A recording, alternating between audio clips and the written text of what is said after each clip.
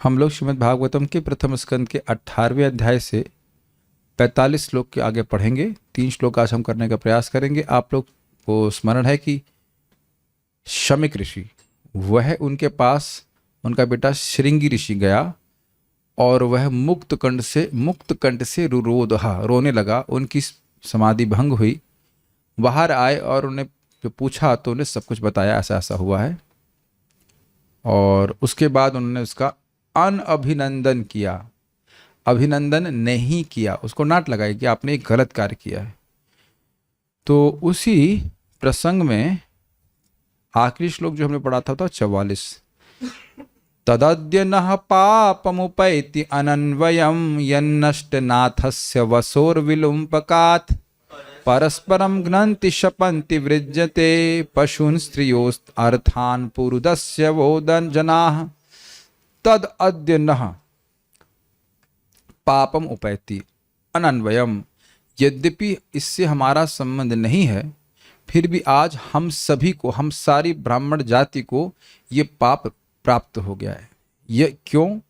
नष्ट नातस्य, क्योंकि उनके नाथ, प्रजा के नाथ राजा नष्ट हो गए हैं, इसलिए वसोर विलुम्पकात, वसो मतलब धन को छीन लेंगे चोर लोग। परस्पर घ्नन्ति, झगड़ा करेंगे, शपंती वृजन और वृंजते पशून, पशुओं को छीन लेंगे, चुरा लेंगे, स्त्रियों को अपहरण कर लेंगे, अर्थान धन छीन लेंगे, पुरुदस्य भोजना, बहुत सारे दस्यु प्रकार के लोग होंगे। ठीक है, आगे वो बोल रहे हैं क्या, देखिए ये होगा। उसके बाद धर्म की ग्लानि भी किस प्रकार से होगी, इसका वर्णन यहाँ पे बता रहे हैं। मेरे पीछे बोलिएगा, कौन बोल रहे हैं? तद आर्य धर्म प्रबलीयते नृणाम्, तद आर्य धर्म प्रविलीयते नृणाम्, वर्णाश्रमाचारयुतस्त्रयीमयः, वर्णाश्रमाचारयुतस्त्रयीमयः, ततोऽर्थकामाभिनिवेशितात्मना, ततोऽर्थकामाभिनिवेशितात्मना, शुनां कपीनामिव वर्णसङ्करः, शुनां कपीनामिव वर्णसङ्करः, तदार्य धर्मः प्रबलीयते नृणाम्, तदार्य धर्म प्रविलीयते नृणाम्, वर्णाश्रमाचारयुतस्त्रयीमयः, वर्णाश्रमाचारयुतस्त्रयीमयः, ततोऽर्थकामाभिनिवेशितात्मना, ततोऽर्थकामाभिनिवेशितात्मना, शुनां कपीनामिव वर्णसङ्करः, शुनां कपीनामिव वर्णसङ्करः। बोलिए। तदार्य धर्म प्रविलीयते नृणाम्, तदार्य धर्मः प्रविलीयते नृणाम्, वर्णाश्रमाचारयुतस्त्रयीमयः, वर्णाश्रमाचारयुतस्त्रयीमयः, ततोऽर्थकामाभिनिवेशितात्मनाम्, ततोऽर्थकामाभिनिवेशितात्मनाम्, शुनां कपीनामिव वर्णसङ्करः, शुनां कपीनामिव वर्णसङ्करः।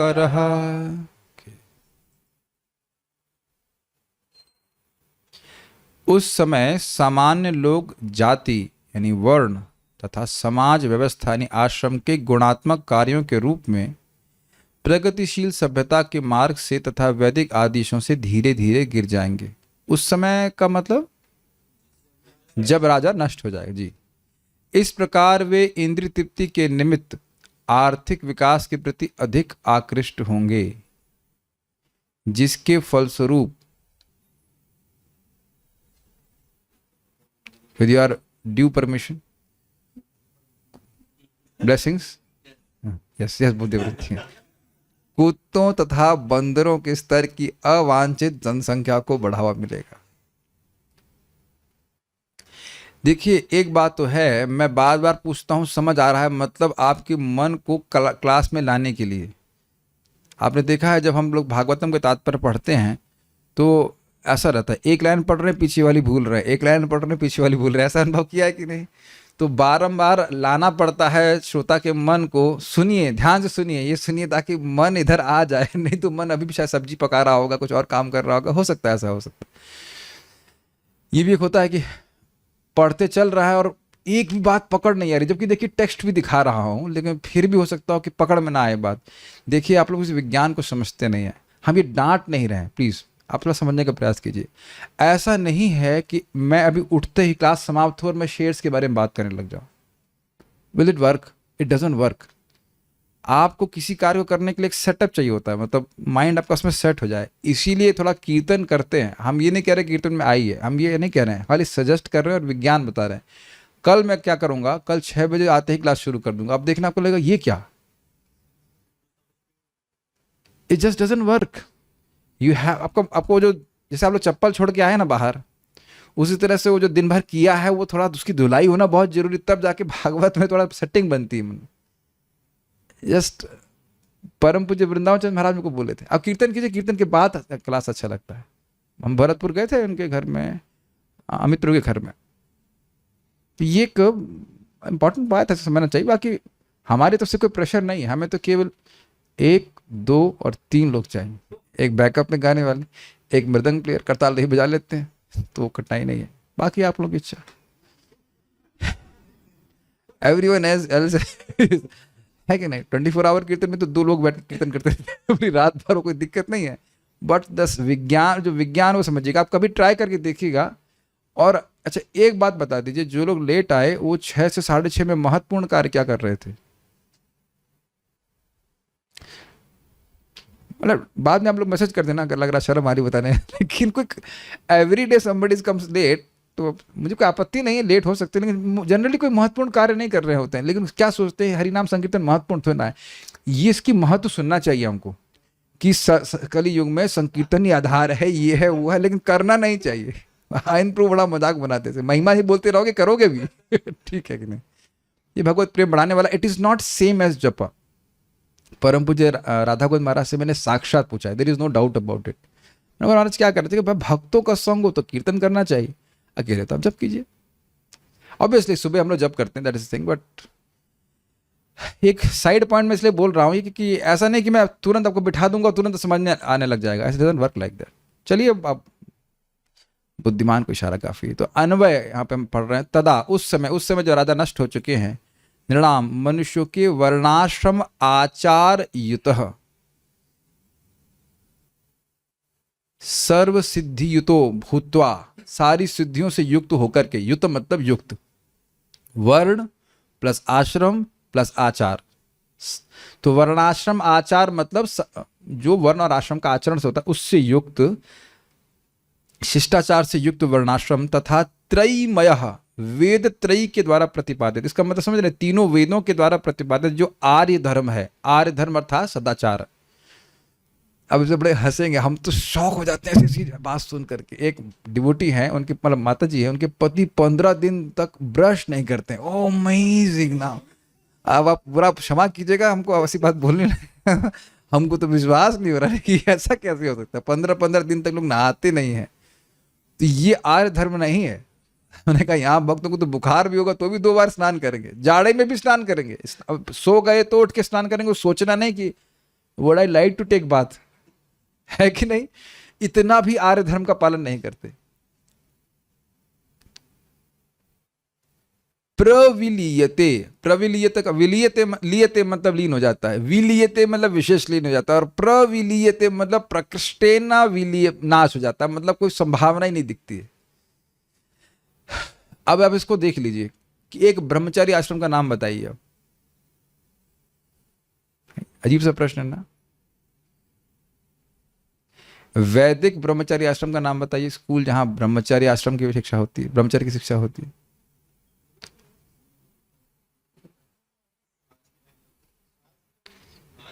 समझ गए, समझ गए नाश हो गया कि नहीं। अच्छा, एक घर बताइए जहां गृहस्थी धर्म का पालन होता है। एक घर बता दीजिए जहां गृहस्थी धर्म का पालन होता है। अरे यहां जूम पे सब लोग कौन संन्यास में है।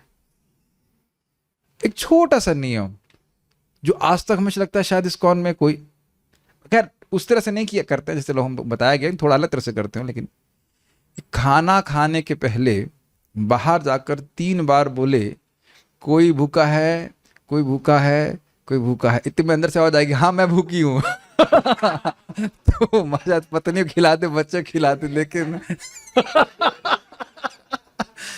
शायद बेचारे को घर से बाहर निकलने को मिलता नहीं होगा, इसलिए अंदर ही चिल्ला चिल्ला करके खा लेता है, कोई भूखा है कोई भूखा है। उल्टा ये कहा जाए कि घर में आकर के वो खुद भी बोलेगा मैं भूखा हूं, तो कब रहो भूखे, खुद ही खाना बना लो। है कि नहीं? हम गलत कह रहे हैं क्या? बताइए, जो भी गृहस्थ यहाँ पे हैं कभी जिंदगी में किए हैं ये काम? तो गृहस्थी भी गायब। और आप ये बताइए कि तरीके से कोई वानप्रस्थ भी मिला है कि नहीं? और कदम कानन महाराज बड़ा जोक में बोल रहे थे, हम लोग सन्यासी भी नहीं, हम लोग कुटीचक हैं। कुटीचक क्यों है भाई? वो आप अगली बार कहीं जाते हैं तो वहां रहने खाने की व्यवस्था पहले हो जाती है। सन्यास में ऐसा नहीं होता। मजाक में कह रहे थे। तो आप देख सकते हैं कि प्रकृष्ट न मिलते। मैं तो समझ रहा हूं कि इस्कॉन में आने से पहले आपने सन्यासी से भी नहीं मिले होंगे कभी। किसी सन्यासी से मिले हैं? सुना होगा आपने, लेकिन सन्यास क्या होता नहीं पता। हमें कितनी बार हमको लोग बोलते हैं आप सन्यासी है क्या? और ये तो चलो समझ में आता, जो लाल कपड़ा सन्यासी। कभी कभी लोग पूछते हैं आपकी शादी नहीं हुई, और यह भी पता नहीं कि इस लाल कपड़े का मतलब क्या है। हमें आपको सैलरी नहीं मिलती है। मैं इसलिए बोल रहा हूं कि क्या, किस कपड़े का क्या मतलब होता है, क्या उसका लोगों क्या धर्म है, इसका पूरा लोप हो गया। इसलिए मैं ये बातें आपको बता रहा हूं। हम किसी वर्ण और आश्रम पे कुछ आक्षेप नहीं कर रहे हैं, गायब ही हो गया सब कुछ। स्पष्ट है कि नहीं? तथा उसके पश्चात ये नष्ट हो गया, फिर क्या होता है? अर्थ मतलब आर्थिक विकास, काम यानी इंद्रिय तृप्ति, अभिनिवेशित यानी धन और इंद्रिय तृप्ति में एब्जॉर्ब्ड, इंद्रिय तृप्ति में पूरी तरह से लिप्त, आत्मनाम मनुष्यों की, शुनाम कुत्तों तथा कपीनाम वानरों के इव सदृश वर्ण संकर, अवांछित जनसंख्या को बढ़ावा मिलेगा। संस्कृत देखिएगा।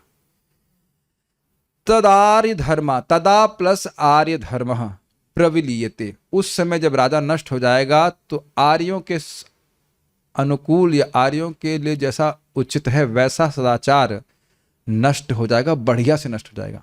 नृणाम मतलब इंसानों में वर्णाश्रमाचार युतस्त्रयीमया, वेदों के द्वारा प्रतिपादित जो वर्णाश्रम के आचार से युक्त धर्म है उसका भी नाश हो जाएगा। फिर क्या होगा? ततः उसके बाद अर्थ कामाभिनिवेशितात्मनाम। मैं जैसे समझा पा रहा हूं, समझ पा रहे हैं आप लोग? धन और भोग में निवेशित मनुष्यों का, जो कि किस प्रकार के होंगे? शुनाम कपिनाम इव, कुत्ते और बंदर जैसे होंगे, ऐसे वर्ण संकरों का बहुतायत हो जाएगी। श्लोक सबको समझ में आ गया जी?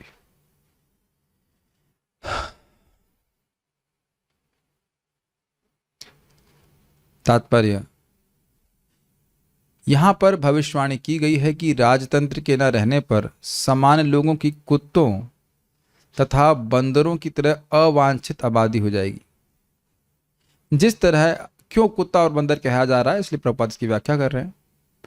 जिस तरह बंदर अत्यधिक कामुक तथा कुत्ते संभोग करने में निर्लज्ज होते हैं, उसी प्रकार अवैध संबंधों से उत्पन्न हुए सामान्य लोग वैदिक सदाचार तथा वर्णाश्रम धर्म से दूर भटक जाएंगे।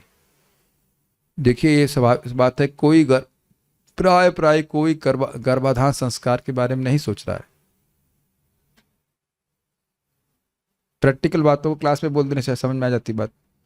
लड़के से शादी करने की अगर व्यवस्था होती है, पूछते हैं तो केवल घर देखते हैं उसका।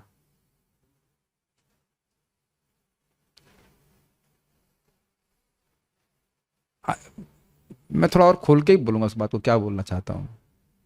केवल ये देखते हैं कि सैलरी कितनी है, यह भी देखते हैं कि उसके पास घर है कि नहीं, इत्यादि इत्यादि है जो भी है।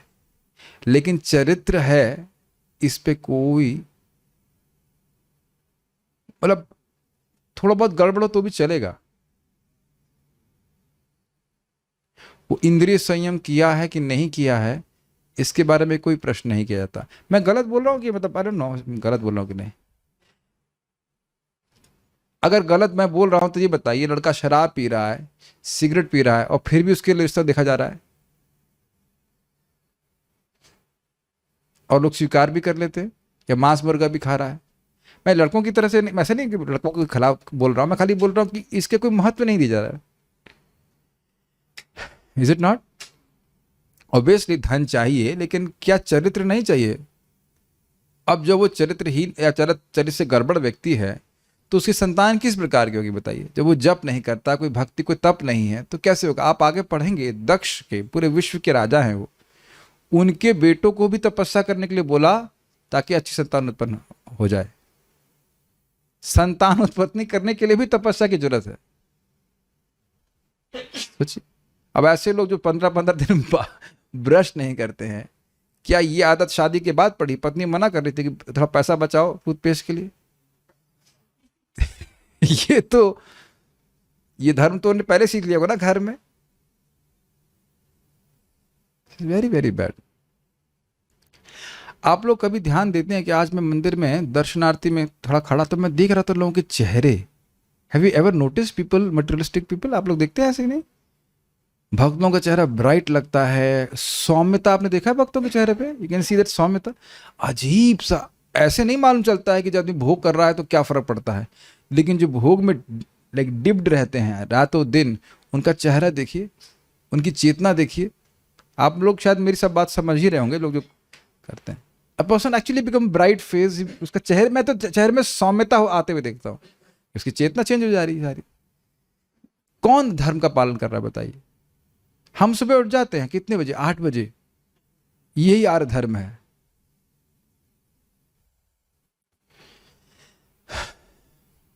ये अब चलिए, हमने लड़कों की तो बहुत बुराई कर ली, हम माता जी लोग को भी छोड़ेंगे नहीं इस मामले में। उठी 7 बजे, बिना स्नान के चलेंगे किचन में, खाना बनाया, उसके बाद फिर सो गई, व्हाटएवर समथिंग लाइक दैट। ये ऐसे नहीं देख रहे आजकल आप? गलत कह रहा हूं क्या बताइए? बहुत से माता जी लोग अपना ऐसे उठे, बस ये भी नहीं सोच रहे भगवान के लिए बनना है नहीं बनना है, क्या बस गंदे संदे जो भी ऐसे भी करके बना दो। This is not proper. मैं छोटे छोटे एग्जाम्पल दे रहा हूं, बाकी आप कितना धर्म, आर्य धर्म को पकड़ेंगे, उसको तो आप एक एक पॉइंट पकड़ेंगे तो एक एक जगह हम फेल हो रहे हैं। लेकिन कम से कम इतना तो होना चाहिए कि आप सुबह उठ करके मंगल आरती करें, जप करें, चाहे कोई भी पति हो, पत्नी हो या लड़का हो, कहीं पे भी इतना तो कल्चर होना चाहिए ना। ये बात है। वैदिक जीवन शैली आर्यों की सभ्यता का प्रगतिशील अभियान है। आर्यगण वैदिक सभ्यता में प्रगतिशील होते हैं। वैदिक सभ्यता का गंतव्य भगवान के धाम को वापस जाना है, जहां ना जन्म है, न मृत्यु, न जरा और न रोग। ये प्रभुपाद किसकी व्याख्या कर रहे हैं? त्रयीमय।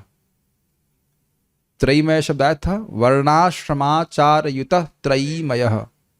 वेद क्या कर रहे हैं? वेद लोगों के चित्त की दशा के अनुसार उन्हें क्रमशः चेतना को प्रगति करने की सुविधा प्रदान कर रहे हैं। जो मैं कुछ बोल रहा हूं सबको समझ में आ रहा है?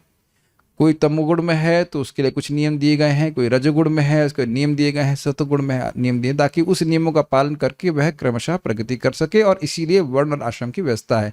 शूद्र तमोगुण में रहते हैं, वैश्य मुख्यतः रजोगुण और थोड़ा तमोगुण, उसके बाद क्षत्रिय मुख्यतः रजोगुण, क्या बोल गया मैं?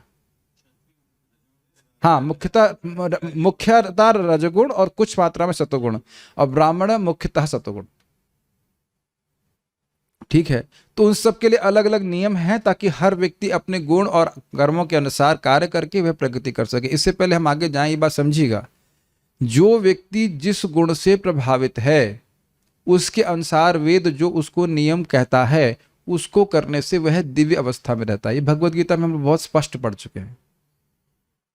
इसीलिए भगवान ने अर्जुन को युद्ध करने के लिए बोला, ये नहीं बोला तुम ब्राह्मण की तरह शांत बन जाओ। Does that make sense? ये सारा बात क्यों कही जा रही? धीरे धीरे क्रमशः मुक्त होकर के जीव जन्म और मृत्यु के चक्र से छूट जाए, समझ में आ जाए मैं भगवान की भक्ति करने के लिए हूं, मुझे भक्ति करनी, इसके पार हो जाए। केवल नियमों से बंध के रहने का प्रयोजन नहीं है, धीरे धीरे शुद्ध हो जाए चेतना उसकी और वह आगे मुक्त हो जाए। ये वैदिक धर्म का प्रयोजन है। वेद हर एक को भौतिक जीवन के अंधेरे से दूर रहने और भौतिक आकाश से अति दूर आध्यात्मिक जगत के प्रकाश की ओर बढ़ने का आदेश देता है, मतलब वैकुंठ को जाने की आज्ञा देता है। गुण के आधार पर वर्णों की प्रथा, वर्ण मतलब ब्राह्मण क्षत्रिय वैश्य शूद्र तथा आश्रमों का वैज्ञानिक विधि से आयोजन भगवान तथा उनके प्रतिनिधि रूप महर्षियों द्वारा किया गया है। ध्यान दीजिएगा कि भगवान ने क्यों किया है। जो उद्देश्य वेद में है वही भगवान भी जान रहे हैं कि हर व्यक्ति अपने स्वभाव के अनुसार कार्य करता है। देखिए इसको थोड़ा सा एक बात मतलब फिर से आपके मन में आकृष्ट कर रहा हूं कि जो कार्य एक व्यक्ति के लिए अत्यंत सहज है वह दूसरे के लिए अत्यंत कठिन होता है। ये सब लोग देख पा रहे हैं, मैं तो बोल रहा हूं सब लोग देख रहे हैं।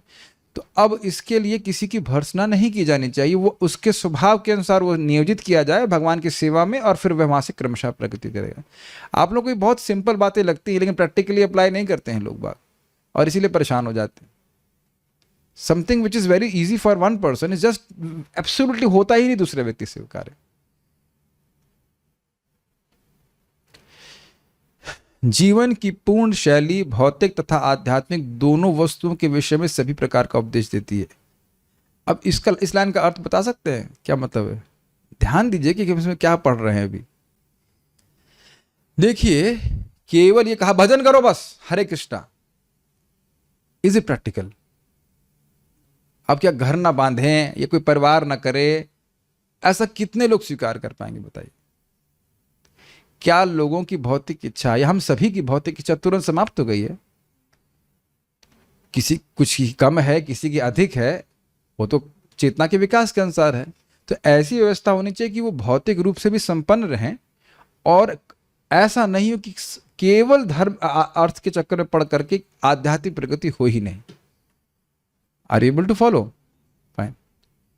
और इसको भगवान गीता में कहा आप यज्ञ करते हो तो देवताओं का आशीर्वाद प्राप्त होगा, तो भौतिक रूप से भी आप संपन्न होंगे और आध्यात्मिक प्रगति भी होगी। Is it not a win win situation? Why? इस पे हमारे शिवम श्रीवास्तव प्रभु कुछ प्रकाश डालेंगे। What is win win situation and why it's a win win situation?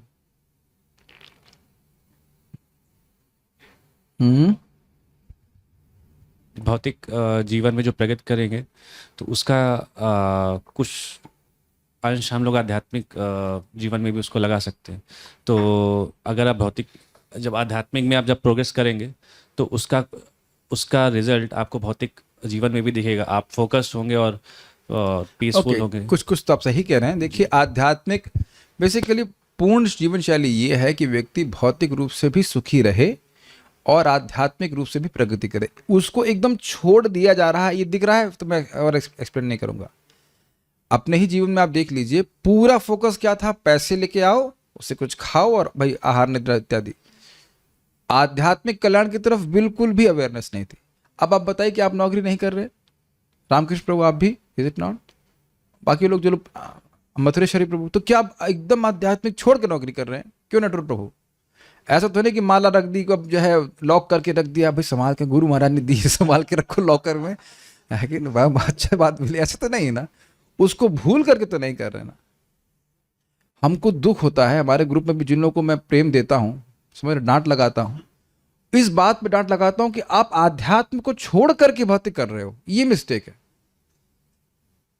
जैसे मैं एग्जाम्पल दे रहा हूं कि हमारे एक भक्त लोग हैं, हम थक गए इसलिए हम सुबह उठे नहीं, और मान लो 8:30 बजे से ऑफिस है, तो अब बताओ आपके पास जप करने के लिए कब समय बचेगा? ये आपको बात बहुत सिंपल लगती है, मैं रोज रोज ये बाकी बात बोल रहा हूं, लेकिन मैं देख रहा हूं कि लोग समझ नहीं पाते इस बात को। एक भी दिन अगर हमने जप छोड़ा है तो मतलब क्या हुआ? आध्यात्म माला कहां भागी जा रही है? पूरा 24 घंटे हमारे पास है। It takes a lot of time.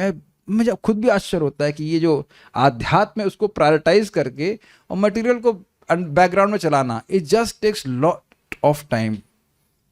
It may take years for people to understand this, may be life times.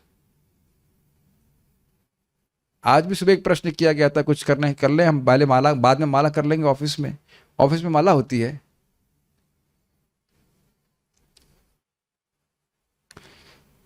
आप मेरी बात समझ पा रहे हैं? अगर इसको हमने अपने जीवन में धारण किया, you will be very happy. First thing is आध्यात्मिक। हो सकता है हमारे आज मृत्यु भी हो, ये भी संभावना हो सकती है। और हम जो मटेरियल कर रहे हैं, प्लीज समझिए, इस एंगल से देखिए, जो भी भौतिक कर रहे हैं उससे क्या कृष्ण प्रेम मिला ये बता दीजिए। चाहे नौकरी कर लो, चाहे पत्नी कर लो, चाहे 1500 बच्चे पैदा कर लो, कुछ भी कर लो, उससे कुछ कृष्ण प्रेम मिल रहा है? किसी को मिला है आज तक जो मिला? हम तो मेरे इतने बच्चे हो चुके हैं, आप कल्पना नहीं कर सकते। सबने इसलिए सारे बाल नोच दिए, एक बाल नहीं बचा है कि नहीं? कोई लिमिट है कितने बच्चे पैदा किया हूं मैं अपने जब तक जगत में है, उससे कुछ मिला है कृष्ण प्रेम? और परम पूज्य राधा गोविंद महाराज कितनी सुंदर बात बोल रहे हैं। एक एक नाम, हरे कृष्णा कृष्णा कृष्णा हरे हरे, हरे राम राम राम हरे हरे। एक बार भागवत सुन रहे हैं, एक एक बार हरि नाम कर रहे हैं, आपका प्रेम बढ़ रहा है। तो बुद्धिमान व्यक्ति को आध्यात्मिक कल्याण छोड़ करके तो निसाब कार्य करने चाहिए। तो ये एक शैली है, अगर जो व्यक्ति समझ गया कि नहीं आध्यात्म मेरा प्रायोरिटी है, वो बहुत खुश रहेगा। ऑब्वियसली मटेरियल चीजें तो करना ही है जो भी आपका आवश्यक है। मैं बता रहा हूं, ये बात समझ नहीं आती है, आपको बहुत आसान लग रहा होगा, लेकिन जब बचपन से ही ट्रेनिंग प्राप्त है, फिर आ जाइए वैदिक सिस्टम में। 20 साल कोई ब्रह्मचारी आश्रम में रहा और प्योर एकदम, ना कोई स्मार्टफोन ना कुछ, एकदम जैसे कि ना प्रॉपर ब्रह्मचारी आश्रम में, वो गृहस्थी में जाकर कैसे भोगी बन जाए? बताइए कैसे बन जाएगा? आप खुद देखो, यहाँ पे 4-5 साल भी आपको कितने साल हुए यहाँ के आश्रम में रहते हुए, गोविंद निवास में? 1 साल। आप कुछ चेतना में परिवर्तन नहीं देख रहे हैं? 1 साल आप रह रहे हो यहाँ पे ब्रज में, भजन कर रहे हैं, भक्ति कर रहे हैं, कितना परिवर्तन अनुभव करते होंगे? एकदम सेम वही वाले। Is it not? Nobody, you also 1.5 years। और सोचो 20 साल रहे होते तो फिर शायद रह ही जाते। चेंज नहीं करने का बना था, लेकिन हम just even if you enter into गृहस्थ आश्रम, इट्स अ डिटैच्ड स्पिरिट। ये सब चीजें हैं। वैदिक जीवन शैली किसी भी मनुष्य को बंदरों तथा कुत्तों की तरह रहने की अनुमति नहीं देती। स्पष्ट है, केवल भोग के लिए जीने के लिए नहीं देते। अब बंदर क्या करते हैं उसको जो आप लोग अपने आप समझ लीजिएगा। इंद्रिय तृप्ति तथा आर्थिक विकास, हम बोल देते हैं, प्रभात कहते हैं देखो कपड़ा नहीं पहनेगा लेकिन 12 बंदरिया रखता है। समझ गए? इसी को मरकट वैराग्य कहते हैं। ये वैरागियों को मेरा आक्षेप है कि हो सकता हो बहुत विरक्त दिखा रहे हो लेकिन बहुत गलत संबंध रख रहे हो। ठीक है, इंद्रिय तृप्ति तथा आर्थिक विकास की अधम सभ्यता ईश्वर विहीन या राजा से रहित जनता के द्वारा जनता के लिए कहे जाने वाले जनतंत्र का उप उत्पाद है। मतलब ये जनतंत्र में इन्हीं 2 बातों पे फोकस है, भोग कैसे कर लें और धन कैसे प्राप्त कर लें। अतएव लोगों को अपने ही द्वारा चुने गए अधम प्रशासन के लिए चूं चपड़ नहीं करनी चाहिए। इंग्लिश में लिखा है बिग्रज, मतलब कंप्लेन नहीं करना चाहिए। ठीक है, हम ही लोग ऐसे लोगों को रखे हैं, तो अब क्या कहा जा सकता है? भेड़ों ने मिलकर भेड़ियों को चुना है, उसके बाद कह रहे हैं कि हमें क्यों खा रहे हैं। ठीक है, तो स्पष्ट है। अब वो बोल रहे हैं कि देखिए राजा का ये महत्व है, ये बताया ना, जब राजा नहीं रहता है तो क्या होता है, तो ये सभी राजाओं पे घटित होगा। Do you agree? राजा जब नष्ट हो जाएगा तो दस्यु बढ़ जाएंगे, धर्म नष्ट हो जाएगा। यह तो मतलब समान राजा, यानी कि समान राजा को भी शाप नहीं देना चाहिए यद्यपि वो गलती कर दे। ये बात समझ में आ रहा है? सबको याद रहता है मैं जो बोल रहा हूं? I mean hopefully. पिछले 2 श्लोकों में बोला गया कि राजा अगर खत्म हो जाता है तो प्रजा का कितना बड़ा नुकसान होता है, और अब बता रहे हैं कि परीक्षित महाराज जैसे राजा जो महान भक्त है वह तो कभी भी शाप के योग्य नहीं है। कैमित्य समझ रहे हैं? इसमें दिख रहा है कैमित्य। एक सामान्य राजा भी अपनी प्रजा का कितना बड़ा कल्याण करता है तो शाप के योग्य नहीं है, और परीक्षित महाराज का तो कहना ही क्या, वो तो कभी भी शाप के योग्य नहीं। तो इसलिए तुमने बहुत बड़ा पाप किया है, गलत कार्य किया है। मेरे पीछे बोले धर्मपालो नरपति, धर्मपालो नरपति, सतु सम्राट बृहच्छ्रवाः, सतु सम्राट बृहच्छ्रवाः, साक्षान् महाभागवतो, साक्षान् महाभागवतो, राजर्षि हयमेधया, राजर्षि हयमेघया, शुत्रुतश्रमयुतो दीनो, शुत्रुतश्रमयुतो दीनो, नैवास्मच्छापमर्हति, नैवास्मच्छापमर्हति, नैवास्मच्छापमर्हति, नैवास्मच्छापमर्हति। उस शाप का छाप हो जाता है संधि। ठीक है। सम्राट परीक्षित एक पवित्र राजा है, वे अत्यंत प्रसिद्ध हैं और उच्च कोटि के भगवत भक्त हैं। वे राजाओं में संत यानी राजर्षि हैं और उन्होंने अनेक अश्वमेध यज्ञ किए हैं। जब ऐसा राजा भूख तथा प्यास का मारा थका हारा होता है तो वह किसी भी तरह से शाप दिए जाने के योग्य नहीं होता। अन्वय देखिए, सहतु वह राजा परीक्षित तो, अब तो से कैमित सुनाई पड़ रहा है। कैमित समझते हैं, किम उता, जो लोग नए हैं शायद उनको नहीं पता होगा, जब गंगा जी में ऊंट डूब जाए तो इंसान का तो कहना ही क्या, इसे कहते हैं कैमुत्य। तो अब जो राजा, समान राजा की बात इतनी है कि वो धर्म का पालन करके प्रजा की रक्षा करता है, तो वह तो सहतो, आर एबल टू फॉलो, सह तो, सह मतलब परीक्षित महाराज तो धर्मपाल, धर्म के रक्षक थे। और ऐसा भी नहीं है कि एक छोटे राज्य को राज्य कर रहे हो तो भाई चलो अब इतने, मान लो उत्तर प्रदेश को राज्य कर रहे थे, मर गए कोई बात, दूसरे को अपॉइंट कर ले। सम्राट, चक्रवर्ती सम्राट है, इसका आशय समझने का प्रयास कीजिए, पूरे विश्व में धर्म की स्थापना कर रहे थे। ऐसा नहीं है कि भूटान में किए हो केवल या तिब्बत में किए हो फॉर एग्जाम्पल। कहाँ है तिब्बत? इस तरफ हाँ। ऐसा नहीं कि छोटे प्रांत में धर्म की स्थापना कर रहे हैं। एक एक शब्द जरा विचार कीजिए, जो व्यक्ति इतना दायित्व लिया है कि पूरे विश्व में धर्म की स्थापना कर रहा है, उसका विश्व के सीन से गायब हो जाना बहुत बड़ा नुकसान है। ये अप्रिशिएट कर पा रहे हैं आप लोग? ठीक, सम्राट थे, इस कारण से बृहत्श्रवा अत्यधिक प्रसिद्ध थे। ये तो आप सुन ही चुके हैं, जहां जहां जाते वहां परीक्षित महाराज विश्व विजय करने के लिए तो उनकी कीर्ति गाई जाती, और वो यह गाया जाता कि किस प्रकार से भगवान विष्णु के द्वारा वो रक्षित हुए हैं। ये आप लोग पढ़ चुके हो। साक्षात महाभागवत, इसकी व्याख्या टीका में की जाएगी। वैसे तो यहाँ पे अर्थ है प्रत्यक्ष रूप से महाभागवती, और स्पेलिंग मिस्टेक है, महाभागवती अर्थात कोई संदेह नहीं था कि वो महाभागवत है। This is interesting. मैं कहूं कि साक्षात बात है कि रामकृष्ण प्रभु को मृदंग बजाना आता है, तो साक्षात क्यों है बताइए? क्योंकि सामने दिख रहा है, क्योंकि सामने दिख रहा है बजाना आता है। Do you agree? हमको पता है कि ये लेजी है, ये दिख रहा है, नाम नहीं बताएंगे, नाम नहीं बोलेंगे, तो साक्षात लेजी है कि नहीं? कोई इसमें नहीं नहीं मजाक कर, ठीक है, क्यों भाई, है कि नहीं? सो साक्षात इज इंटरेस्टिंग। जरा होल्ड किए ना, मजाक की बात तो हो गई, साक्षात महाभागवत,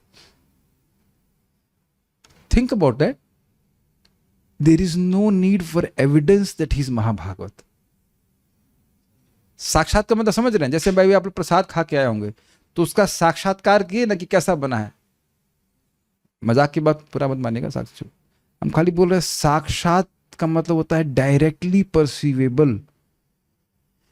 आपको उसमें कोई प्रमाण की जरूरत नहीं है। हमारे मंदिर में कौन से विग्रह हैं? कृष्ण बलराम के विग्रह हैं, गौरनिताई के विग्रह हैं, राधा श्याम सुंदर ललिता विशाखा के विग्रह हैं। ये साक्षात आपके सामने, साक्षात आपकी आंखों के सामने बात है। तो आप देख रहे कितनी भर्सना हो रही है उनकी, इन द सेंस श्रृंगी ऋषि की। जो व्यक्ति की पूरा दृष्ट है कि ये महाभागवत है, इसमें कोई डाउट नहीं है, ऐसे व्यक्ति को शाप देने के लिए आप कैसे सोच सकते हो? साक्षात महाभागवत। उसके बाद नरपति राजा हैं, राजर्षि, वे राजर्षि हैं, हयमेधयाट अश्वमेध यज्ञ करने वाले हैं। ये सारे उनके सद्गुणों को बता रहे हैं।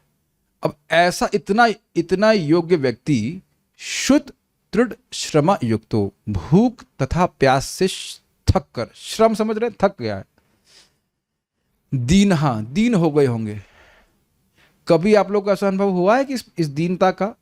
निर्जला एकादशी में तो हुआ ही होगा आपको। हम तो कर रहे, छोड़ दिया, हमारा सामर्थ्य नहीं है, लेकिन ऐसा लग रहा था बहुत पहले जब मैंने किया था, ऐसा लग रहा है कि मेरे पाँव लकड़ी के हों। आपको ऐसा नहीं होगा, उसको हम बैलेंस कर रहे हैं अपनी बॉडी को, मंगल आरती खत्म हो जाए किसी तरह से, और पूरी रात नहीं सो पाते है। नहीं, एक प्यास से कितने हम दीन हो जाते हैं। आप लोग अनुभव किया होगा इस तरह से करने से। और भूख से भी कभी कभी लगता होगा भाई रुको पहले खा लेने दो, अभी हमको समझ नहीं आ रहा है। ऐसा हुआ है कि नहीं आप लोग से? आपको सब शायद महाभागवत है, आपको कुछ मालूम चलता है नहीं। भूख भी इतनी कष्ट लगी हो तो फिर आदमी सोचता अभी खा लेने दो खा लेने दो। और थकान का तो मैं अनुभव स्वयं ही कर रहा हूँ। अभी आज तो ठीक लग रहा है, नहीं तो कुछ दिन से इतना बुखार चढ़ता है भाई, मतलब क्लास समाप्त होने के बाद से लगता है एकदम तो ऐसे लग रहा है मैं 100 मीटर की रेस दौड़ करके आया हूँ। लेकिन फिर भी ये थकान जो है कुछ भी नहीं, तो जो थकान उससे मैं अनुभव कर रहा है, it was arrange by the Lord, समझना होगा। इसलिए दीन हो गए होंगे। एवं अतएव इस प्रकार अस्मत् शापम न अर्हति, वह हमारे द्वारा शाप के योग्य नहीं है। संस्कृत देख लीजिएगा। धर्म पालो नरपति ही, धर्म का पालन करने वाले स नरपति, वह राजा परीक्षित तो सम्राट हैं। बृहश्रवा, उनकी प्रसिद्धि सब जगह है। साक्षात महाभागवत, साक्षात महाभागवत हैं। राजर्षि हैं। हयमेधयाट, वह अश्वमेध यज्ञ करने वाले हैं।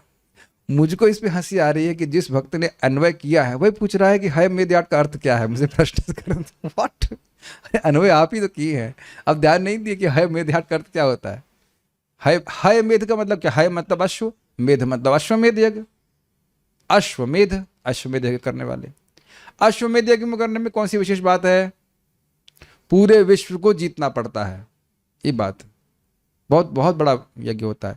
तो ऐसा महान समर्थ व्यक्ति, योग्य व्यक्ति, शुद्ध त्रुट श्रमयुतो, भूख और प्यास के कारण थक गया है दीन अवस्था में, ऐसे व्यक्ति न एव नहीं ही आत्मत शापम अर्हति, ऐसे व्यक्ति को किसी भी अवस्था में शाप नहीं देना चाहिए। और आपने छोटी सी बात के लिए इतना बड़ा शाप दे दिया,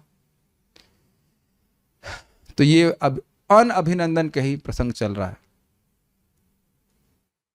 श्रीधरी, पहले यह बतलाया जा चुका है कि राजा शाप के पात्र नहीं होते, मतलब कोई भी राजा शाप के पात्र नहीं होता है, ठीक।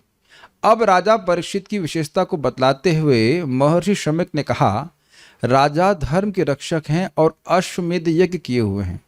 यदि कोई यह कहे कि यदि राजा इस तरह की विशेषताओं से संपन्न थे तो उन्होंने महर्षि का अनुपकार क्यों किया, सांप क्यों फेंक दिया? इसका उत्तर है कि वे राजा भूख तथा प्यास से व्याकुल थे।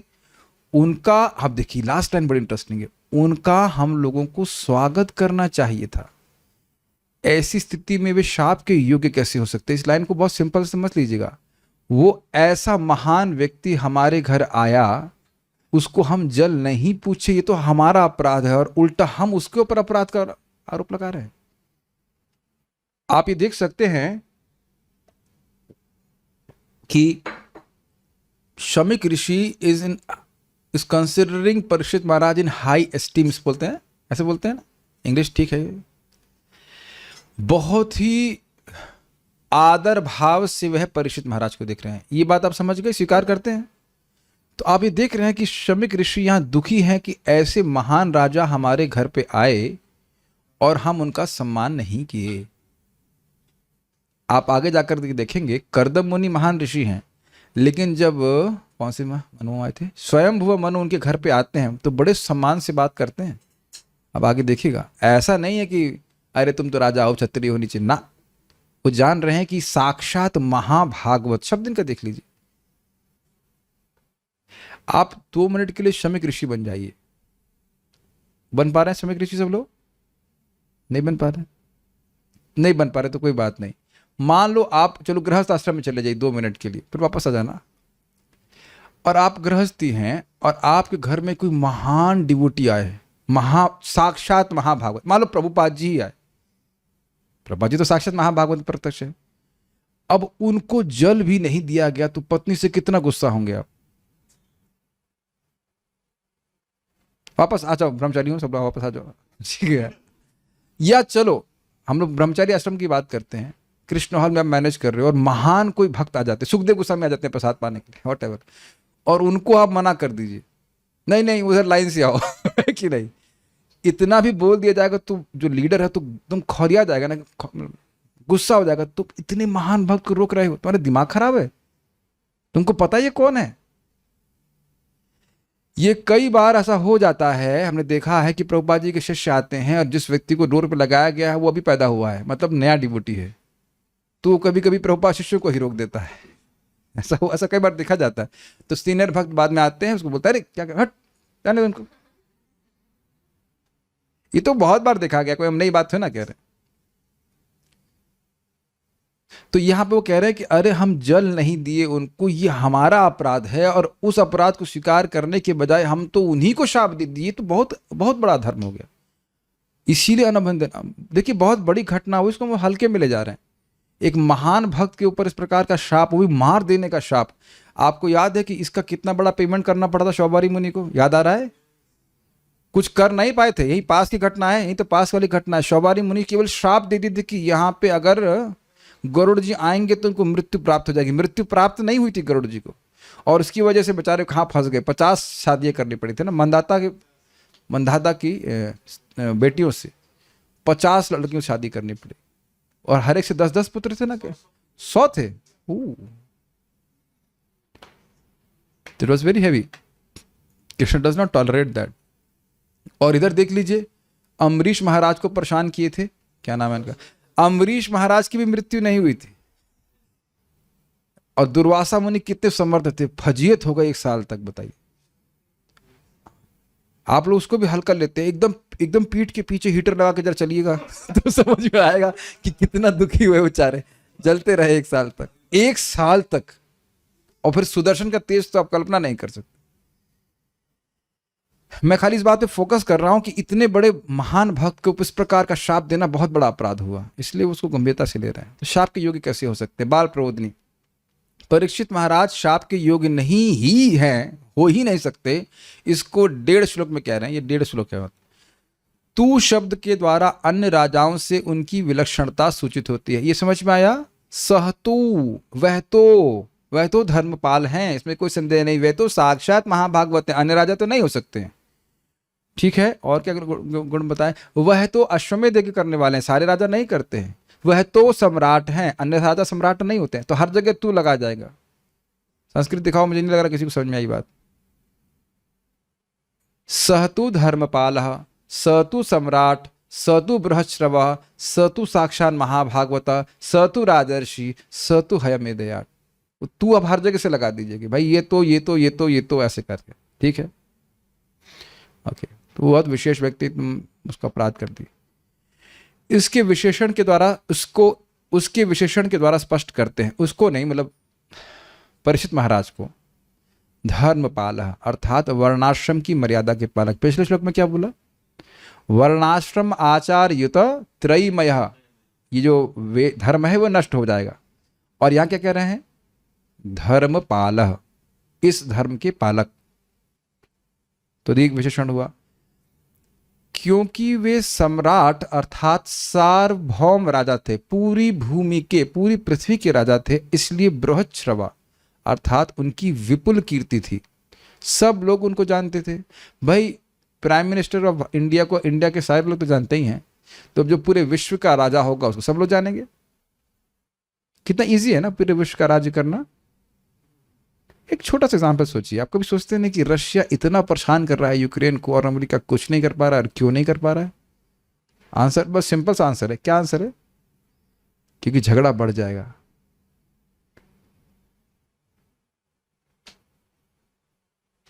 एक जो अभी सीन चल रहा है उसको जरा वैदिक परीक्षित महाराज के इसमें ले चलिए।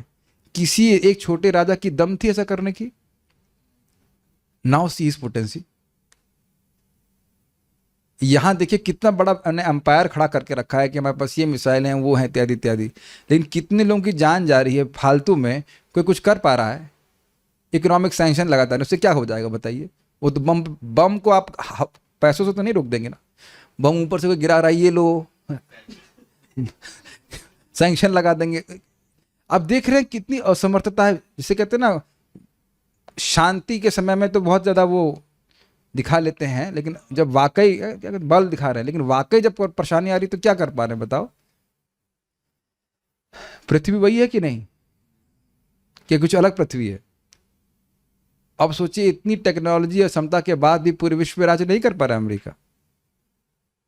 और वो छोड़ दीजिए, नॉर्थ कोरिया को भी दबा नहीं पा रहा, रशिया को क्या दबाएंगे? I am just giving lock example, लोग दे रहा हूं कि आप प्रैक्टिकल देख ले कौन व्यक्ति है इस समय जो पूरे विश्व में राज्य कर ले।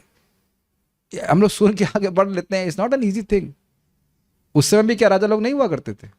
लेकिन फिर भी परीक्षित महाराज का इतना तेज था कि वो पूरे विश्व को राज्य कर रहे थे। साक्षात महाभागवत, समझिए इसका अर्थ क्या है। साक्षात महाभागवतो अर्थात प्रत्यक्ष रूप से फलाभिसंधि से रहित, आज थोड़ी स्पेलिंग मिस्टेक हो गई, बहुत बड़ी स्पेलिंग मिस्टेक है, निरंतर भगवत सेवक थे। ये निरंतर है, निराकार निरानर नहीं है, वो स्पेलिंग मिस्टेक है। ये समझ में आया?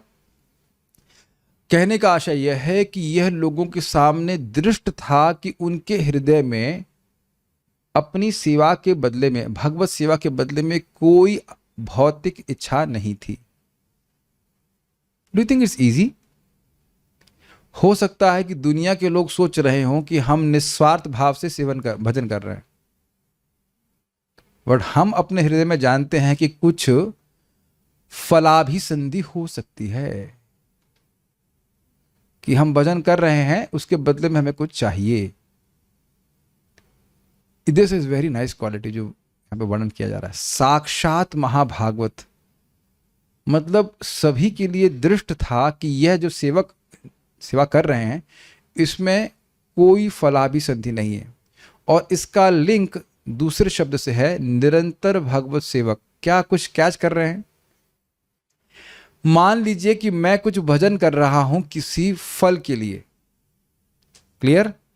तो जब फल प्राप्त हो जाएगा तो उस फल को भोगूंगा नहीं, और जब भोगेंगे तो सेवा नहीं रुकेगी। आई एम होल्डिंग हियर ताकि आप इस बात को थोड़ा सा समझ पाए। साक्षात महाभागवत मतलब क्योंकि उनके हृदय में भोगने की कोई इच्छा नहीं थी, तो भोगने के लिए उनके पास कोई अवकाश नहीं था। There was no gap in his devotional service. Everybody is able to catch this point? आप लोगों के हमारे जीवन में कोई गैप नहीं है भक्ति में। हम सोने की बात छोड़ दीजिए, सोने की बात छोड़ दीजिए, बाकी मान लो 6-7 घंटे सो रहे, जो भी सो रहे, बाकी टाइम पूरे टाइम हम भक्ति करते हैं। तो ये पूरे विश्व को दृष्ट था कि कृष्ण की सेवा के अलावा वो कोई कार्य ही नहीं करते थे। Is it difficult to understand? ये समझ में आ रहा है सबको? निरंतर भगवत सेवा, निरंतर, कोई अंतर नहीं आ रहा है। Does that make sense? भाव स्तर जहां एटलीस्ट मिनिमम भाव है तो भगवत प्रेमी है, सहज, जैसे कि हमारी सांसों में अंतर नहीं आ रहा है, क्लिक कर रहा है। ये तो साक्षात अनुभव है ना कि सांस में कोई अंतर नहीं आ रहा है। इसके लिए वो प्रयास कर रहे हैं। आप लोग सोच रहे हो कि जल्दी जल्दी आगे बढ़ लेते हैं, मैं तो ठहरने के लिए सोच रहा हूं यहाँ पे। कितना सुंदर बात है। क्या ये बात कुछ अंदर जा रही है हमारे मन में? निरंतर भागवत सेवक, जस्ट थिंक अबाउट दैट। इसीलिए कह रहे हैं ये तो उन्होंने जीवन में कभी एक क्षण भी भगवान की सेवा के बिना नहीं बताया। तुमने ऐसे व्यक्ति को शाप दिया? तो साक्षात महाभागवत इसका ये आशय है।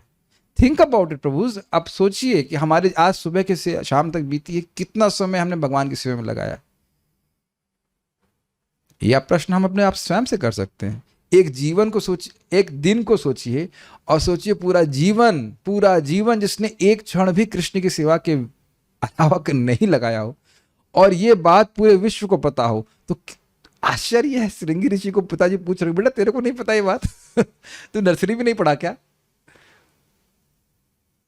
तो ये आप जानते हैं भगवान की इच्छा से वो नहीं समझ पाए। राजर्षि का अर्थ क्या है?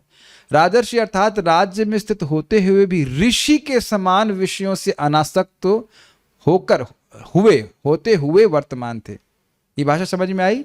राजा हैं लेकिन कभी भोग बुद्धि का निर्माण राज्य के प्रति नहीं हुआ, और अश्वमेध यज्ञ उनके द्वारा संपादित हुए थे, मतलब महान व्यक्ति हैं। तब किस प्रकार आपके कंठ में सर्प को फेंके, यदि ये अपेक्षा हो तो कहते हैं दीना, और उसका हेतु यह था कि वे भूखे और प्यासे थे, मतलब दीन अवस्था में थे और वह भूख प्यास के कारण ऐसा हो गया था। तो इसको हमारे लिए कोई बहुत बड़ा ये अपराध नहीं है। तात्पर्य, राजपद संबंधी सामान्य आचार संहिता बताने के बाद, समान राजाओं के बारे में बताने के बाद, तथा यह जताने के बाद कि राजा कोई त्रुटि नहीं कर सकता है, अतएव कभी निंदनीय नहीं है, मुनि श्रमिक राजा परीक्षित के विषय में विशेष रूप से कुछ कहना चाह रहे थे। महाराज परीक्षित के विशिष्ट गुणों को यहाँ पर संक्षेप में दिया गया है। यदि राजा परीक्षित की गणना केवल राजा के ही रूप में की जाए तो वे अत्यंत विख्यात शासक थे, जिन्होंने राजा के धार्मिक नियमों के अनुसार शासन चलाया। धर्मपालः, शास्त्रों में समस्त वर्णों तथा आश्रमों के कर्तव्य बताए गए हैं। भगवद गीता में क्षत्रियों के जिन गुणों का उल्लेख है वे सारे के सारे सम्राट परीक्षित में विद्यमान थे। वे भगवान के महान भक्त भी थे और स्वरूप सिद्ध व्यक्ति भी थे।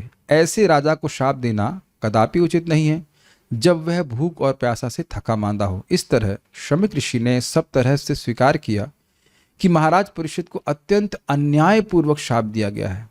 यद्यपि सारे ब्राह्मण इस घटना से दूर थे, फिर भी उस ब्राह्मण बालक के बचकाना कार्य ने सारे विश्व की स्थिति बदल दी थी। इस प्रकार ब्राह्मण ऋषि शमिक ने संसार की उत्तम व्यवस्था के अधःपतन का सारा उत्तरदायित्व ग्रहण किया। ये एक काफी अच्छा गुण हम शमिक ऋषि का देख रहे हैं कि जब गलती है तो स्वीकार कर रहे हैं। ये भी बहुत अच्छी बात है। गलती हो जाए और स्वीकार कर ले, ये भी बहुत कठिन है। आप लोग इस गुण को कल्टीवेट कर रहे हो, प्लीज डू दैट। अगर आपको गलती लगे, अब ये भी कठिन है, तो गलती कैसे लगेगी? गलती कैसे लगेगी? अब जब मैं देखिए, हम आप जो बोल रहे हैं बिल्कुल आप सही कह रहे हैं, हम आपकी बात से नहीं काट रहे हैं। अब टीचर हैं, समझ रहे हैं कि अगर गलती हमारी हो तो हम सॉरी बोल दें, लेकिन एक दिक्कत ये है कि हमारी गलती होती नहीं है। ये तो दिक्कत है। भगवान ने बनाई हमको इतना परफेक्ट है तो क्या कर सकते हैं। लेकिन देखिए हैं हम लोग गलत। अगर थोड़ा सा विचार करेंगे तो जैसे श्रृंगी मान नहीं रहे थे बल्कि अपनी गलती को जस्टिफाई कर रहे थे तो और फंस जाते। तो शमिक ऋषि ने कहा कि नहीं, ऐसा नहीं है। इज गुड, ठीक है, ये तो समझ में आ रहा है। आगे नेक्स्ट लास्ट श्लोक है आज का। अपापेषु स्वभृतेषु अपापेषु स्वभृत्तेषु बालेनापक्वबुद्धिना बालेनापक्वबुद्धिना पापं कृतं तद् भगवान् पापं कृतं तद् भगवान् सर्वात्मा क्षन्तुमर्हति सर्वात्मा क्षन्तुमर्हति अपापेषु स्वभृतेषु अपापेषु स्वभृत्तेषु बालेनापक्वबुद्धिना बालेनापक्वबुद्धिना पापं कृतं तद् भगवान् पापं कृतं तद् भगवान् सर्वात्मा क्षन्तुमर्हति। सर्वात्मा क्षन्तुमर्हति। इससे पहले मैं आगे जाऊं, हमको बहुत प्रसन्नता हो रही है। मैं एकदम से भी भक्तों को देखने लगा हूं जूम पे, तो एक अच्छा गुण उन्होंने डेवलप कर लिया कि जैसे डिनर बिना सोते नहीं है, तो बहुत से लोग कथा में नियमित रूप से आते हैं। उसका हम बहुत बहुत धन्यवाद देंगे। जूम इज़ मोर डिफिकल्ट, क्योंकि जूम में आप कभी भी छोड़ सकते हैं चाय पीने के लिए, कुछ भी करने के लिए। आप लोग तो आ ही रहे हैं, आप लोग का तो खैर आप महिमा का हम वर्णन नहीं कर सकते हैं। आप लोग तो चल करके आ रहे हैं, that is too much. I thank all the devotees.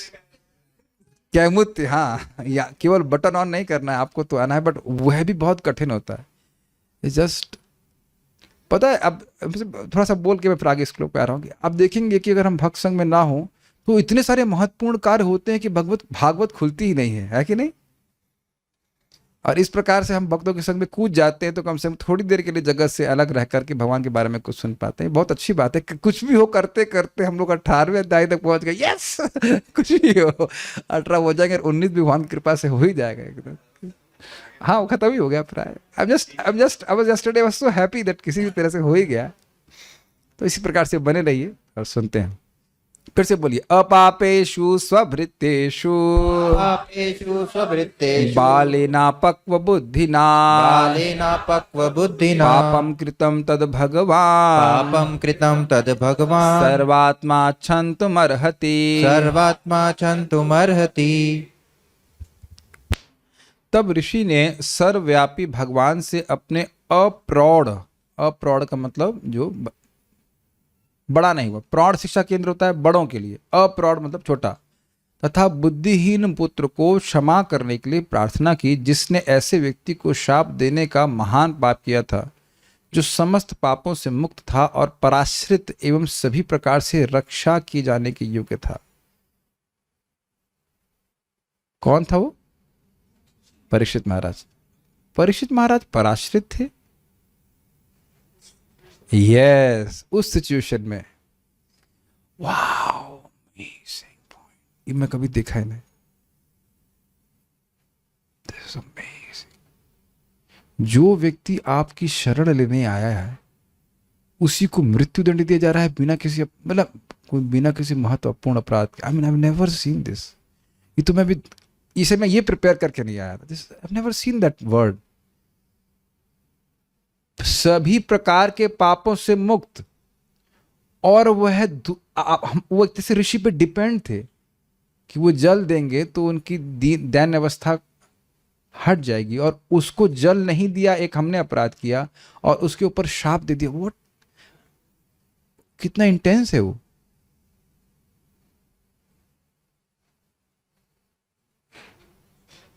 अब हम थोड़ा सा ड्रामेटाइजेशन कर देते। मान लो कोई एकदम भूखा व्यक्ति है, हाँ, कोई एकदम भूखा व्यक्ति है और आपके पास आया कुछ जल मांगने के लिए या खाना मांगने के लिए, आप उसको डंडे से पिटाई कर दीजिए, जल ना दें, खाना ना दें और फिर डंडे से पिटाई करते हैं, तो बताइए कितनी क्रूरता हमारे बिहाफ पे हो जाएगी। तुम नहीं दिए जल अलग बात है, अब तुम पिटाई और कर दिए। कभी कभी आप देखे भी होंगे कि कोई बहुत भिखारी टाइप का होता है व्यक्ति और बहुत मतलब दयनीय अवस्था में होता है, किसी से कुछ मांग रहा होता है तो उसको थप्पड़ भी मार देते हैं। आपने देखा है, और आप लोग ये देखे होंगे कभी ना कभी, और आप लोग बहुत दुखी हो जाते हैं कि भाई तुम नहीं दे पा रहे हो, ना दे पाओ, कम से कम बुरे शब्द मत बोलो। कई बार देखा गया है, बेचारे गरीब बच्चे होते हैं, हम बोल रहे हैं तो बहुत मतलब दुख लग रहा है, गरीब गरीब बच्चे होते हैं, खाने का नहीं होता है, कुछ मांग रहे होते हैं, नहीं दे पाओ कोई बात नहीं, ट्रेन में भी आप देखेंगे कभी कभी लोग थप्पड़ मार देते हैं उनको, देखा है, कितना दुख लगता है। बेचारे कभी कभी पंगु भी होते हैं, एक तरह से आश्रित है ना वो ऐसे लोग। An amazing point. इस प्रकार का आश्रित व्यक्ति, वो जो हर तरह से निष्पाप था और उसको आपने इस प्रकार का मतलब इस प्रकार का हमारा मृत्युदंड दे दिया गया है, ये बहुत बड़ा अपराध हुआ है। अपने जीवन में कभी आपने ऐसा हुआ है कि ऐसे व्यक्ति को, अपने भक्त को किसी को डांट दिया कि कोई गलती ना हुई हो? हम तो इसमें अभ्यस्त हैं हो ही जाता है, इसलिए प्रयास करता रहता हूं कि थोड़ा सा कम ही डांटें। बट द आइडिया इज कि कभी कभी बिना किसी गलती के एकदम भोले भाले व्यक्ति को आप डांट देते हो तो खुद को ही बहुत बुरा लगता है, अरे हमने इतना ज्यादा क्यों डांट दिया। तो यानी निष्पाप व्यक्ति पे कुछ भी इस प्रकार का दंड देना ये उचित किसी को भी नहीं लगता, जो सज्जन पुरुष हैं। शम्यक ऋषि इस बात को समझ रहे हैं। अन्वय देखिए, अपापेशु निरपराध स्वभृतेषु अधीन व्यक्ति की जिसकी रक्षा की जानी चाहिए उसके प्रति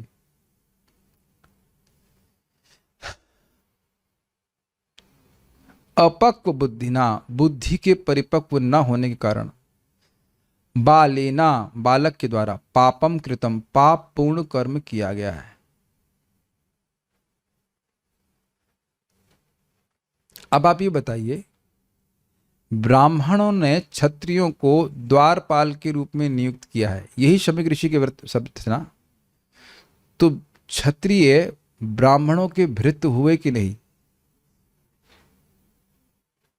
भृत्य का मतलब सेवक, तो उनसे प्रेम किया जाना चाहिए कि नहीं? अर्थात आप जानते हो कि सेवक से कुछ अपराध भी हो जाए तो स्वामी माफ कर देता है। पहले तो यही पकड़ लीजिए आप, स्वभृत्येषु, और उसमें भी अपापेषु। Are able to follow? अगर अपराध भी हो जाए तो भी माफ कर देना चाहिए। ये आप लोग मेरे ख्याल से स्वीकार नहीं कर पा रहे हैं। क्या नाम है उनका, बलि महाराज। बलि महाराज की हमेशा ये बुद्धि रहती है कि मैं, क्या नाम है उनका राजा का, शुक्राचार्य जी का सेवक हूं, उनके अनुगत्य में हूं। ये बात समझते हैं सब लोग? इंद्र का भी यही भावना रहती कि मैं बृहस्पति जी के अनुगत्य में हूं। Is that okay?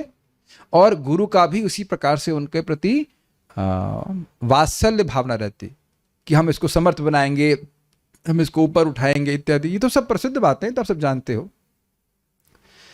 तो ऐसा व्यक्ति अगर कुछ अपराध हो जाए तो भी गुरु क्षमा कर देते हैं, और अपराध नहीं है उस पे इस प्रकार का शाप देना, ये बहुत बड़ा पाप है। फाइन?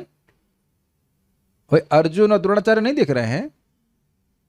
कोई एक एग्जाम्पल नहीं, कितने एग्जाम्पल इस प्रकार से आप देखें। कृपाचार्य और सभी के प्रति इन लोगों का बहुत आदर भाव रहता था। तो अपक्व बुद्धि ना, तो आप समझते ही हैं, जिसकी परिपक्व बुद्धि नहीं है, मैच्योर बुद्धि नहीं है, इस कारण से पाप किया गया। तो इसलिए सर्वात्मा, संपूर्ण जगत की आत्मा यानी भगवान श्री कृष्ण, तत् भगवान, अतएव श्री भगवान द्वारा वह क्षंतुम अर्हति, क्षमा किए जाने योग्य है। क्यों योग्य है? इसकी बुद्धि परिपक्व नहीं इसलिए, अन्यथा योग्य नहीं है। इस प्रकार का अपराध परीक्षित महाराज के प्रति एक बच्चे के द्वारा किया गया है, इसलिए अब क्षमा के योग्य है, अन्यथा भगवान क्षमा नहीं करते। याद आ रहा है ये बात, हम बता चुके हैं बात। अपापेशु स्वभृत्येषु, निष्पाप व्यक्ति पे जो अपना सेवक हो, जो अपना आश्रित है, बालेना अपक्व बुद्धिना, एक बालक के द्वारा जिसकी बुद्धि अपरिपक्व थी, पापम कृतम, शाप के रूप में महान पाप किया गया है, तद भगवान, वह भगवान जो सर्वात्मा है, सभी की आत्मा है, इसलिए उसको क्षमा कर दें। नेक्स्ट, सारार्थ दर्शनी, अपने पुत्र द्वारा कृत महापाप की गंभीरता के कारण प्रायश्चित का कोई अन्य उपाय न देखते हुए शमिक मुनि भगवान से ही पाप का वर्णन करते हुए अपने पुत्र को क्षमा करने की प्रार्थना करते। तो देखिए, अब जस्टिफाई बिल्कुल नहीं कर रहे हैं। अगर हम क्षमा मांगते हैं तो हम ये नहीं कहते हमसे इतना बड़ा अपराध तो नहीं हुआ, लेकिन जितना किया उसका सॉरी बोल रहे हैं। डू वी से लाइक दिस? नहीं, हमसे बहुत बड़ी गलती हुई है, जो भी प्रभु जी या जो भी भक्त है हमें क्षमा कर दीजिए। हम कभी जब हम माफ़ी मांगते हैं हृदय से तो हम जस्टिफाई नहीं करते हैं जस्टिफाइशन नहीं कर रहे हैं ऐसे। तो कह रहे हैं कि अब क्षमा कर दीजिए, ये बच्चा है, बहुत बड़ा पाप हुआ है, इसमें कोई कठिनाई, मतलब उसमें हम उसको अस्वीकार नहीं कर रहे, लेकिन बच्चा है इसलिए आप माफ़ कर दीजिए। बाल प्रबोधनी, पाप के कारण को सूचित करने के लिए उसकी बाल्यावस्था को स्पष्ट करते हुए कहते हैं अपक्व बुद्धिना, अर्थात ये बड़ा होता और शिक्षित होता तो ये कदापि इस प्रकार का पाप कर ही नहीं सकता था, ये तो बच्चा है इसलिए ऐसा कर दिया। क्षमा योग्यता सूचित करने के लिए भगवान के संबंध में कहते हैं सर्वात्मा। अब इसका मतलब क्या है? अब भगवान सब जगह है, भगवान तो किसी से द्वेष नहीं करते हैं। कोई माफी मांगता है अपराध की, जैसे हम मांग रहे हैं, तो फिर वह क्षमा कर ही देते हैं। तात्पर्य, प्रत्येक व्यक्ति अपने पवित्र या पापपूर्ण कार्य के लिए जिम्मेदार होता है। ऋषि शमिक को यह पहले से दिख गया कि उसके पुत्र ने महाराज परीक्षित को शाप देकर महान पाप किया है, क्योंकि वे एक पवित्र शासक हैं और महाभागवत होने के कारण समस्त पापों से मुक्त हैं। अतएव वे ब्राह्मणों द्वारा रक्षणीय थे। स्वभृत्येषु, क्लियर हुआ? जब भगवत भक्त के प्रति अपराध किया जाता है तो उसके फलों से छुटकारा पाना अत्यंत कठिन होता है। एक्चुअली नहीं होता है, छुटकारा नहीं मिलता है। जब तक उस भक्त से माफी ना मांगी जाए वो नहीं माफ होता है। अब परीक्षित महाराज से कैसे माफी मांगते? ये भी इंटरेस्टिंग है कि माफी मांगने वो क्यों परीक्षित महाराज के पास नहीं गए। यो मैं सुना हुआ इसलिए नहीं गए, जहां तक मैं पढ़े तात्पर्य में आशा आएगा कि परीक्षित महाराज को बहुत खराब लगता। लेकिन अभी मैं खाली स्मृति से बोल रहा हूं। It may come in one of the purpose कि परीक्षित महाराज के पास क्यों नहीं माफी मांगने जा सकते थे, हमसे गलत हो गया है। लेकिन अब जो भी कारण हो, सामाजिक व्यवस्था के प्रधान पद पर होने के कारण ब्राह्मणों का कर्तव्य है कि वे अपने आश्रितों को सुरक्षा प्रदान करें, ना कि शाप दे। मतलब हर छोटी सी गलती, तू ये चूहा बन जा, तू गधा बन जा, ऐसा थोड़ा होता है। इस तरह से कोई शाप नहीं दिया जाता, ये कोई तरीका नहीं है। ब्राह्मण लोग सहन करते हैं, ऐसा नहीं कि हर छोटी गलती पे सबको चूहा बना दें, मृत्युदंड दे दें, ऐसा नहीं होता है। ऐसे अवसर आए हैं जब ब्राह्मण ने अपने अधीन क्षत्रिय वैश्य को उग्र शाप दिया है, किंतु महाराज परीक्षित के साथ कोई ऐसी बात न थी, जैसा कि पहले कहा जा चुका है। अब इसको आगे पढ़ेंगे। किसको मिला था शाप? वेण को। वेण बहुत गड़बड़ काम कर रहा था और ब्राह्मणों ने कहा भगवान विष्णु की उपासना करोगे तो तुम तो ऐसी स्त्री की तरह हो जो अपनी पति की सेवा ना करके जार पुरुष की सेवा करती है। तुम मेरी पूजा ना करके विष्णु की पूजा कर रहे हो। अब इस पे तो ब्राह्मणों को बहुत गुस्सा है, बोले वही मर गया, वो खाली मुंह से मर गया, हुंकार से ही मर गया। तो ये ऐसे एग्जाम्पल है भागवत में देखेंगे। लेकिन अब बताइए, परीक्षित महाराज ऐसा कुछ कर रहे थे क्या? ऐसा तो कुछ नहीं कर रहे थे। ये बात आप जानते हो, नहुस महाराज भी जब इंद्र बन गए और उन्होंने कहा सप्तऋषियों की आप कहार बन जाइए, तो वह यहां तक कर दिया उन्होंने कि कहार बने। वो कहार समझते हैं जो पालकी ढोने वाले। Too much. मैं तो ये सोच रहा था कि बन कैसे गए कहार, आपने कभी सोचा नहीं इस तरह से? सप्तऋषि कहार बनने के योग्य, मतलब कैसे अग्री कर गए, वहीं से शाप दे दिया। ठीक है, वैश्य को शाप कहां दिया मुझे याद दिया रहा है। मूर्ख बालक ने ब्राह्मण पुत्र होने के नाते निरे गर्व के कारण ऐसा किया था, अतएव वह ईश्वरीय नियम द्वारा दंड का भागी था। भगवान ऐसे व्यक्ति को कभी क्षमा नहीं करते जो उनके शुद्ध भक्त की अवमानना करता है। अतएव राजा को शाप देकर मूर्ख श्रृंगी ने न केवल पाप किया था अपितु सबसे बड़ा अपराध किया था, वैष्णव अपराध। अतएव ऋषि देख सके कि केवल पूर्ण पुरुषोत्तम भगवान ही उनके पुत्र को इस पाप से बचा सकते हैं। अतएव उन्होंने क्षमा याचना के लिए सीधे भगवान से प्रार्थना की, क्योंकि भगवान ही ऐसी बात को मिटा सकते हैं जिसको बदलना असंभव होता है। स्पष्ट है, ऋषि ने उस मूर्ख बालक के नाम पर क्षमा याचना की जिसमें तनिक भी बुद्धि का विकास नहीं होता। यहाँ पर प्रश्न उठाया जा सकता है कि चूंकि ऐसे भगवान की इच्छा थी कि महाराज परीक्षित उस विषम परिस्थिति में पड़े जिससे इस जगत से उनका उद्धार हो सके, तो फिर क्यों एक ब्राह्मण बालक को इस अपराध के लिए उत्तरदायी ठहराया गया? ये आप सोचे नहीं? हम लोग को सोचना होगा कि हम शुरुआत से सुनते आ रहे हैं भाई ये तो भगवान की इच्छा थी। तो जब भगवान की इच्छा है तो फिर श्रृंगी ऋषि को अपराध क्यों बोला जाए? ये भी एक प्रश्न है, बड़ा अच्छा है प्रश्न। इसका उत्तर यह है कि यह अपराध एक बालक से ही हुआ था, अतः उसे आसानी से क्षमा किया जा सकता था। बैलेंस कर गए। अगर किसी, देखिए ध्यान दीजिए, अम्बरीश महाराज के प्रति दुर्वासा मुनि ने अपराध किया और दुर्वासा मुनि भगवान विष्णु के पास क्षमा मांगने साक्षात गए। सब पता है सबको जो लोग पढ़ते भागवत। और भगवान विष्णु ने क्षमा क्यों नहीं किया? क्या उत्तर है, क्यों क्षमा नहीं किया? What is answer? माइक में बताइए। Let us see your Bhagavatam knowledge. कौन बता सकता है कि भगवान विष्णु ने क्षमा क्यों नहीं किया?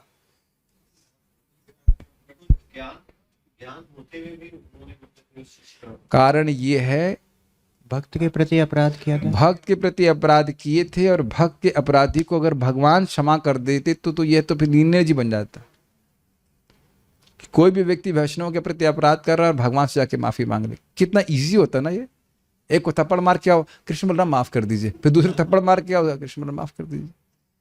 कृष्ण बलराम तभी माफ करेंगे जब उस भक्त के प्रति आपने क्षमा मांगे।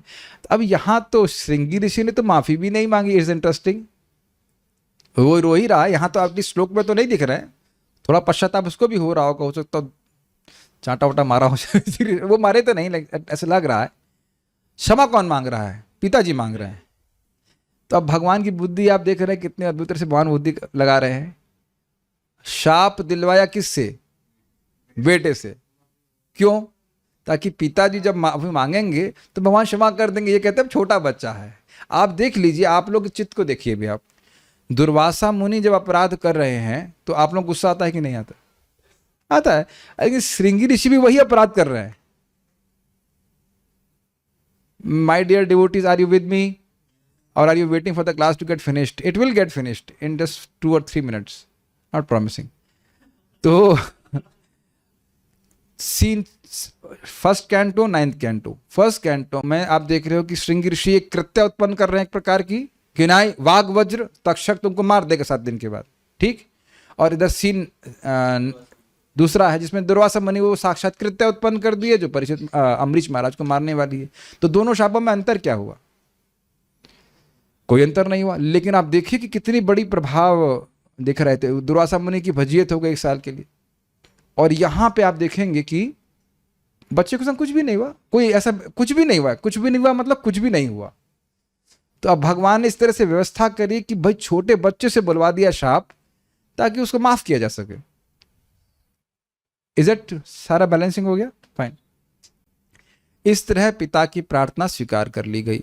लेकिन यदि यह प्रश्न उठाया जाए कि सारी ब्राह्मण जाति को सांसारिक मामलों में कली को प्रवेश देने के लिए क्यों उत्तरदायी ठहराया गया, तो इसका उत्तर वराह पुराण में मिलेगा। ये बात आपने सुना कि नहीं? इस अधर्म के यदि अनन्वयम, हमसे संबंध न होने के कारण भी बावजूद भी ये पाप हम पर चढ़ गया है। पापम उपैति, सब भूल गए, याद आ रहा है? अभी कुछ देर पहले पढ़ा था, ठीक। तो उसका उत्तर वराह पुराण में मिलेगा। इसके अनुसार जो असुर भगवान के शत्रु थे किंतु जो भगवान द्वारा मारे नहीं गए थे, उन्हें कलयुग का लाभ उठाने के लिए ब्राह्मण परिवारों में जन्म लेने की अनुमति दी गई। अरे भाई, नथिंग पर्सनल, लेकिन ऐसा संभावना हो सकती है। लेकिन अब यह नहीं कहा जा रहा है कि जितने शुक्ला, पांडे और क्या कहेंगे भारद्वाज और जितने सब असुर है, ये नहीं प्रभुपाद जी कह रहे। कुछ असुरों को वहां इस प्रकार से मौका दिया गया ताकि भगवान की भक्ति को प्राप्त, मतलब एटलीस्ट कुछ कल्चर प्राप्त करें तो सुधर जाए। लेकिन वो लोग सुधरे नहीं, वो गड़बड़ ही कर रहे हैं। ये बात। परम दयालु भगवान ने उन सबों को पवित्र ब्राह्मणों के परिवार में जन्म लेने का अवसर प्रदान किया जिससे वे मोक्ष लाभ कर सकें, लेकिन असुरों ने इस अवसर का लाभ ना उठाकर ब्राह्मण होने के गर्व से फूलकर ब्राह्मण संस्कृति का दुरुपयोग किया। लेकिन देखिए, एक हमने यहाँ भी देख रहा हूँ कि बहुत सारे स्टूडेंट्स हम देख रहे हैं जो ब्राह्मण परिवार से हैं, वो बड़ी सहज रूप से कृष्ण भावना को स्वीकार करते हैं। ऐसा नहीं कि अन्य लोग नहीं करते हैं, लेकिन मैं देख रहा हूँ कि अभी भी ऐसा नहीं कि वो कल्चर पूरा समाप्त हो गया। बस थोड़ा सा उसको आप उसे कहते हैं ना रब कर दीजिए, तो धर्म के प्रति आस्था, साधुओं के प्रति आस्था, शास्त्रों के प्रति आस्था है, वो अब कवर अप कर दिया जा रहा है। मैं फिर बोल रहा हूँ, प्रभुपाद यह नहीं कह रहे कि सभी असुर हैं, ऐसा नहीं है, लेकिन मौका दिया गया था इस प्रकार से लोगों को। इसका ज्वलंत उदाहरण शमिक ऋषि का पुत्र है। इसके द्वारा ब्राह्मण के सारे मूर्ख पुत्रों को आगाह किया जाता है कि वे श्रृंगी की तरह मूर्ख न बने और उन आसुरी गुणों से सदैव बचते रहें जो उनमें पूर्व जन्म में विद्यमान थे। ओके, निसंदेह भगवान ने इस मूर्ख बालक को क्षमा कर दिया, लेकिन अन्य लोग जिनके पिता शमिक ऋषि जैसे नहीं हैं समझ आ रहा है, वे महान कष्ट में पड़ते रहेंगे यदि वे ब्राह्मण कुल में जन्म लेने से प्राप्त होने वाले लाभों का दुरुपयोग करते हैं, भक्तों की निंदा करते हैं या उनका अपमान करते हैं। This finished here. कुछ प्रश्न है तो मैं देख लेता हूँ। राजा परीक्षित जो पहले ही सारे विश्व के सम्राट थे, उनकी किसी पहल के क्या इच्छा हो सकती, उनकी अच्छा कह रहे हैं कि उनकी किस फल की इच्छा हो सकती है। इसको कैसे समझें? प्रश्न समझे, जो पहले ही विश्व का साम्राज्य हो गया, उसकी क्या इच्छा बचेगी? हिरण्यकशिपु तो 3 राज्य का साम्राज्य लिया होता, फिर भी उसकी भोग की इच्छा थी। ये बहुत ही भोला भाला प्रश्न है। भैया पूरा राज्य तो कर लिया साम्राज्य में, अब क्या बचा? स्वर्ग नहीं बचा, और फिर ब्रह्मा जी का पद नहीं बचा। भोग इकट्ठा कर लेने से भोग की इच्छा समाप्त नहीं हो जाती है। ठीक है,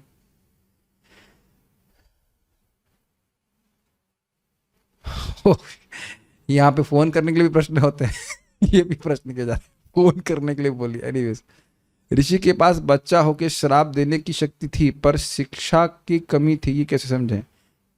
कैसे समझेंगे? दिख रहा है कि इसको समझावट नहीं थी, समझे, और तो कुछ है नहीं। भगवान की शरण में जाने पर भी उन्होंने क्षमा नहीं किया दुर्वासा ऋषि को, कैसे समझें? हाँ, अब वो तो अब कुछ साल वेट कीजिए, नवस का नानी दीजिए, नहीं तो महाराज जी बहुत अच्छे से समझाए हैं। महाराज जी सुनाए ना इसको, अच्छी क्लास है इसके ऊपर। अमरीश महाराज, अमरीश चरित्र है ना, अमरीश चरित्र बहुत अच्छा है, वहाँ पे सुन सकते। देखिए, भगवान ने जब दुर्वासा मुनि गए भगवान की शरण में, तो भगवान ने यद्यपि डायरेक्ट शरण नहीं दी, लेकिन समाधान बताया कि आप भक्त की शरण में जाइए। अच्छा, आप एक बात बताइए, इस जीवन में हमने वैष्णव अपराध तो किया है किसी ना किसी भक्त के प्रति। मान लो भगवान आपको बता दें, ये लिस्ट है, देखो तुमने इसको ऐसा किया है, ये एक भगवान एक्सेल शीट बना दें, ये नाम और ये अपराध और इसका मार्जन का ये तरीका, तो जीवन आसान हो जाएगा कि नहीं? है कि नहीं? तो ये भगवान की कृपा हुई कि नहीं? उन्हें बता दिया कि आपका अपराध ये हुआ, जाके क्षमा मांग लीजिए, क्षमा कर देंगे। तो ये शरण ही दिए, ऐसा नहीं कि भगवान शरण नहीं दिए, लेकिन डायरेक्ट नहीं दिए। ठीक है, एक व्यक्ति को अगर दूसरे व्यक्ति से दुख प्राप्त होता हो तो वह पहले व्यक्ति के कर्मों के कारण होता है। ठीक है, तो क्या दूसरा व्यक्ति जिसने दुख दिया है उसे कोई कार्मिक रिएक्शन नहीं आता? बिल्कुल आता है। मैंने आपको बताया ना कि अगर कोई व्यक्ति किसी को गाली बक रहा है, ठीक है, उस व्यक्ति कर्म के अनुसार है, लेकिन वह उस जिसको वो गाली बक रहा है अगर वो प्रतिकार नहीं करता है तो वो सारे पाप अपने पर ट्रांसफर कर दे रहा है, गूगल पे समथिंग लाइक दैट। ये उसको दिख नहीं रहा। ये महाप्रभु ने बोला ना, वैष्णव की निंदा करने वाले के ऊपर जगाई महादाई के पाप ट्रांसफर हो जाएंगे। ये पता है ना आपको बात? तो ये सब हिसाब किताब है। ठीक है, और कोई प्रश्न नहीं है? ठीक है, स्टॉप हियर। श्रीमद् भागवतम की जय, श्रील प्रभुपाद की जय, निताई गौर प्रेमानंदे।